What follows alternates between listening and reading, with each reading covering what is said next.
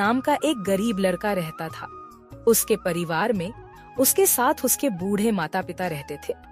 सोहन का परिवार बहुत ही गरीब था। उनके पास ना तो कोई जमीन थी, नहीं खाने के लिए कोई साधन था।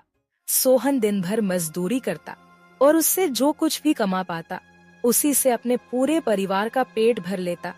यह देखकर सोहन के माता पिता बहुत दुखी होते। हमारे पास ना अपना घर है और ना ही अपनी कोई जमीन। हमारा बेटा दिन भर दूसरों के खेतों में मजदूरी करता है और उसके बदले भी उसे बहुत कम पैसे मिलते हैं। हम दोनों अपने बेटे पर बोझ बन रहे हैं। परेशान मत हो रीमा, हमारा बेटा बहुत मेहनती है, भगवान सब देख रहा है। सोहन ने कभी किसी के साथ गलत नहीं किया, वह ईमानदारी से मेहनत करता है। उसने बचपन से बहुत परेशानियां देखी हैं, पर उसने कभी हार नहीं मानी। एक दिन हमारा बेटा भी बहुत धन कमाएगा और उसकी सारी परेशानियां दूर हो जाएंगी।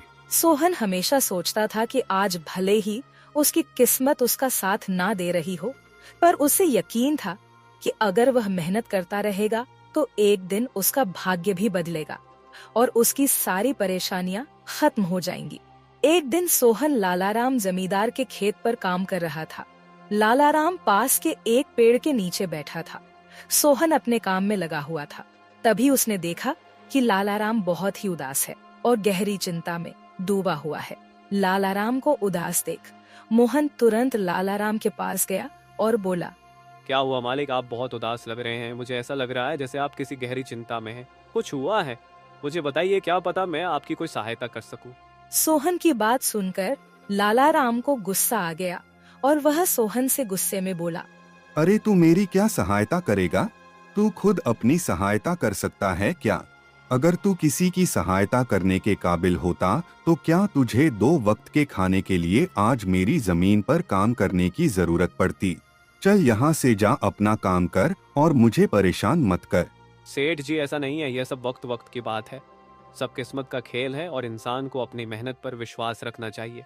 आज भले ही किस्मत मेरे पक्ष में ना हो, लेकिन अगर मैं ईमानदारी और लगन से मेहनत करता रहूंगा तो किस्मत भी एक दिन मेरी तरफ झुक जाएगी। मेहनत और धैर्य से तकदीर के दरवाजे खुलने में देर हो सकती है, लेकिन मेहनत कभी बेकार नहीं जाती। मोहन की बात सुनकर लालाराम बहुत प्रसन्न हुआ। अरे सोहन, तेरे विचार तो बहुत अच्छे हैं। तेरी बातें सुनकर मन को एक सुकून सा मिला है। इतनी परेशानियों में भी तू अपनी जिंदगी खुश होकर काट रहा है। सेठ जी, यह सब मेरे पिता की सीख है।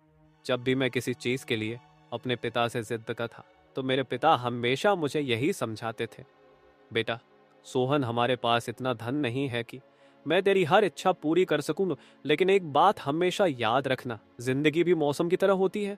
कभी यह धूप की तरह खुशियों से भरी होती है, कभी ठंड की तरह कठिनाइयां लाती है और कभी बारिश की तरह परेशानियां आती है। लेकिन जैसे हर मौसम बीत जाता है वैसे ही जिंदगी के मुश्किल हालात भी गुजर जाते हैं।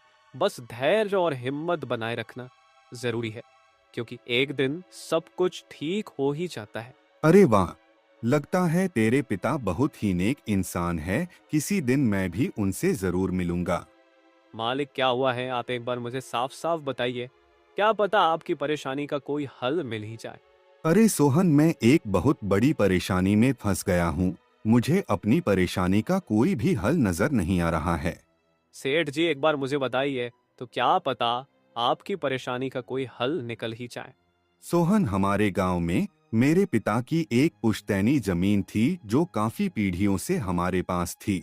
उस पर मेरा और मेरे भाई का हक है, पर हमारे गांव के ही 2 बाप बेटों ने उस पर कब्जा कर लिया है।